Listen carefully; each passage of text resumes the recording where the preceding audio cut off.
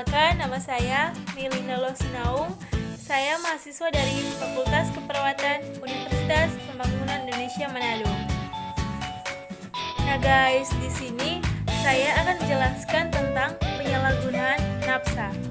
Nah, sebelum kita lanjut, kita mengetahui dulu apa itu nafsa. Jadi, nafsa itu adalah singkatan dari narkotika, psikotropika, dan zat adiktif lainnya yang itu merupakan obat-obat, jenis obat-obatan yang dapat mempengaruhi gangguan pada kesehatan tubuh kita. Nah, jadi penyalahgunaan nafsa itu adalah pola perilaku di mana seseorang menggunakan obat-obatan, golongan narkotika, psikotropika, dan zat adiktif lainnya. Nah, yang tidak sesuai dengan fungsinya. Nah, ini terjadi karena adanya rasa ingin tahu yang tinggi, yang kemudian menjadi kebiasaan. Nah, selain itu, penyalahgunaan nafsa ini juga terjadi pada diri seseorang itu karena dipicu oleh masalah dalam hidupnya, atau juga mungkin seseorang itu berteman dengan temannya yang lain yang sudah kecanduan dengan nafsa. Nah, jadi itu adalah pengertian nafsa dan penyalahgunaan nafsa. Nah, sekarang kita masuk dalam jenis-jenis nafsa. Nah, jenis-jenis narkoba atau nafsa dari narkotika yaitu ada 1. Morfin. Nah, jenis obat ini berasal dari kata Morpheus atau dewa mimpi. Nah, jenis obat ini bekerja langsung pada sistem saraf pusat sebagai penghilang rasa sakit. Apa sih bahaya dari obat ini? Nah, bahaya dari obat ini yaitu 1. Menurunnya kesadaran pengguna. Yang kedua, menimbulkan euforia. Euforia itu kegembiraan yang berkepanjangan tanpa batas. Yang ketiga, kebingungan. Yang keempat, berkeringat. Kemudian juga dapat menyebabkan pingsan dan suasana hati berubah, gelisah, mulut kering, dan muka berubah, warna muka berubah. Mungkin yang dulunya segar-segar sudah menjadi pucat. Nah, yang kedua yaitu heroin atau putau. Nah, kemudian yang ketiga kokain. Nah, kokain ini adalah jenis narkoba yang berasal dari tanaman yang ada di Amerika Selatan. Nah, biasanya tanaman ini dimanfaatkan untuk mendapatkan efek stimulan, yaitu dengan cara dikunyah. Kemudian, apa sih bahaya dari obat kokain ini? Jadi, bahayanya itu yang pertama, dapat memberikan efek kegembiraan yang berlebihan bagi si pengguna. Yang kedua, sering merasa gelisah, menurunnya berat badan, kemudian timbul masalah pada kulit, kejang-kejang, sering mengeluarkan dahak. Nah, itu. Kemudian yang berikut ganja. Ganja ini adalah tumbuhan budidaya yang menghasilkan serat dan kandungan zat narkotika terdapat pada bijinya. Nah, apa sih bahaya dari obat ganja ini?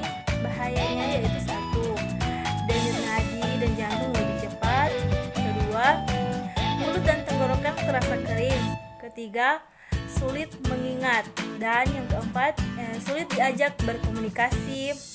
Kemudian kadang-kadang terlihat agresif, kemudian mengalami gangguan tidur, sering merasa gelisah, berkeringat, nafsu makan bertambah. Itu. Dan obat yang berikut yaitu LSD atau lysergid acid. Nah, jenis obat ini tergolong dalam obat halusinogen. Nah, yang biasanya itu berbentuk berupa lembaran kertas kecil, kapsul atau pil. Nah, apa sih bahaya dari obat ini? Bahayanya yaitu 1. Sering berhalusinasi. Kedua, sering terobsesi dengan halusinasinya. Kemudian yang ketiga, sering juga mengalami paranoid. Itu akibat hal-hal yang dihalusinasikannya. Kemudian denyut jantung dan tekanan darahnya meningkat dan mengalami demam, sering depresi, merasa pusing. Itu. Kemudian jenis obat yang berikut yaitu opiat atau opium. Nah, opium ini adalah zat berbentuk bubuk yang dihasilkan oleh tanaman yang berwarna papaver. Nah, jenis obat ini yaitu digunakan untuk menghilangkan rasa sakit. Apa sih bahaya dari obat ini? Nah, jadi bahayanya yaitu satu, memiliki semangat yang tinggi. Kedua, sering merasa waktu berjalan begitu lambat. Kemudian ketiga, merasa pusing, mabuk, birahi meningkat, timbul masalah kulit di bagian mulut dan leher, sering merasa sibuk sendiri. Nah, itu. Jadi kemudian yang ketujuh, obat yang ketujuh yaitu kodein.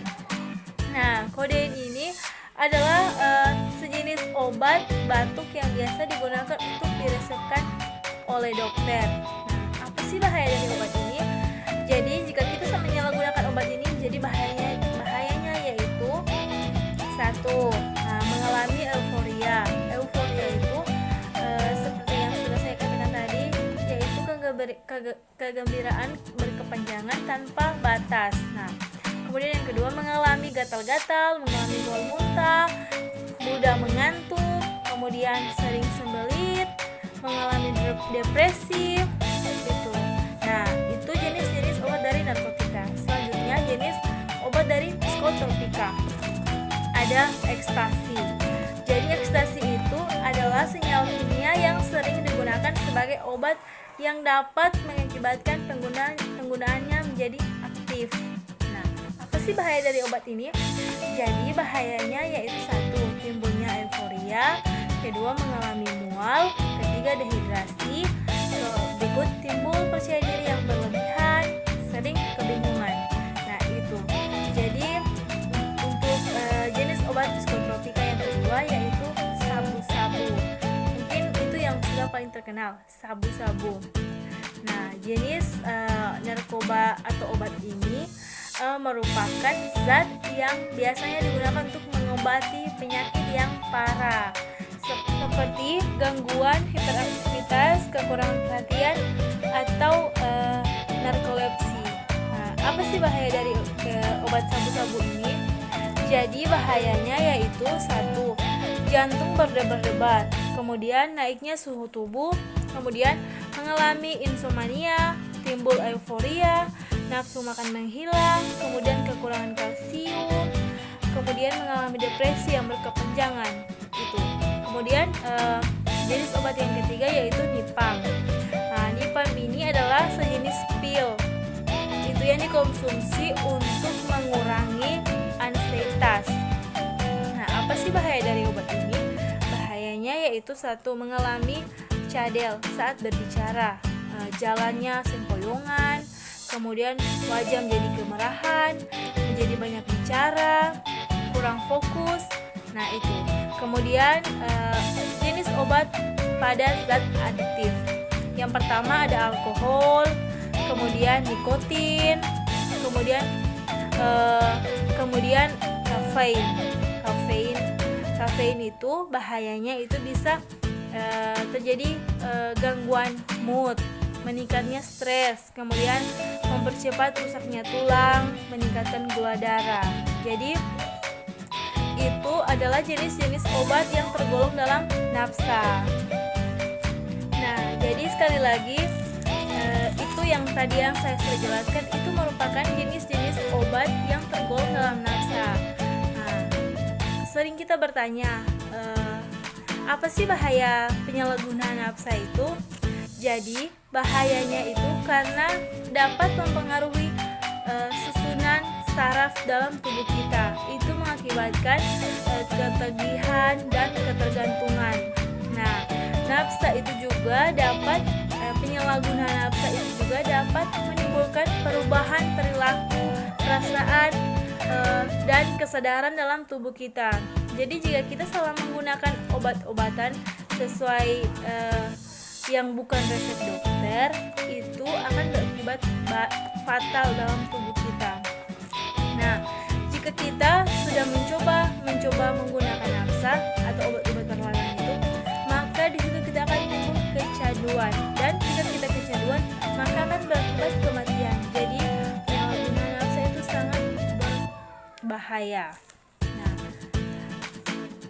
Kemudian bagaimana cara mencegah agar tidak terjadi penyalahgunaan nafsa? Jadi cara mencegahnya ada dalam diri kita sendiri.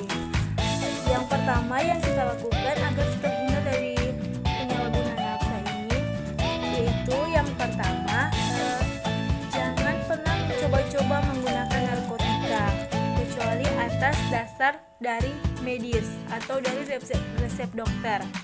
Kemudian yang kedua, mengetahui akan berbagai macam dampak buruk narkoba. Yang ketiga, memilih pergaulan yang baik dan jauhi pergaulan yang mengantarkan kita dalam penyalahgunaan nafsa.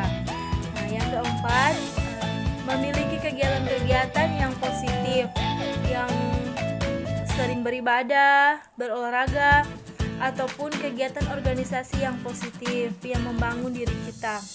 Kemudian yang kelima, selalu ingatkan bahwa wawasannya ancaman hukuman untuk orang yang penyalahgunaan nafsa atau narkoba ini selalu itu dalam penjara atau juga ada hukuman mati.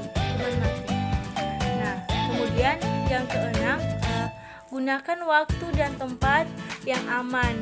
Jangan selalu keluyuran malam-malam, tetapi bersantailah dengan keluarga, sering berrekreasi, piknik bersama. Pokoknya melakukan kegiatan yang positif bersama keluarga agar kita tidak tergiur oleh pergaulan. Nah, kemudian yang terakhir, bila kita mempunyai masalah, jangan jadikan narkoba sebagai jalan satu-satunya. Tapi marilah kita mencari jalan keluarnya, berdoa kepada Tuhan agar kita mendapat jalan keluar dari semua masalah kita. Ingat, jika kita tidak menjaga kesehatan kita, maka itu akan berakibat fatal. Nah guys, jadi itu penjelasan singkat tentang penyalahgunaan nafsa. Dan untuk teman-teman yang masih bingung ingin kuliah di mana atau ingin menambah ilmunya, mari gabung bersama kami di Universitas Pembangunan Indonesia Manado atau biasa disingkat dengan UNPI. Nah, di kampus ini menciptakan mahasiswa yang berkualitas, yang aktif, yang berprestasi dan kreatif. Di sini juga sudah tersedia program magang ke luar negeri loh guys, khususnya ke Jepang. Jadi bagi teman-teman yang ingin menambah wawasannya, menambah ilmu, atau ingin pun ke luar negeri untuk magang, untuk kuliah ke luar negeri, boleh. Mari bergabung bersama kami di Universitas Pembangunan Indonesia Manado, UNPI Jaya. Jadi guys, sekali lagi masih dibuka ya pendaftarannya. Terima kasih.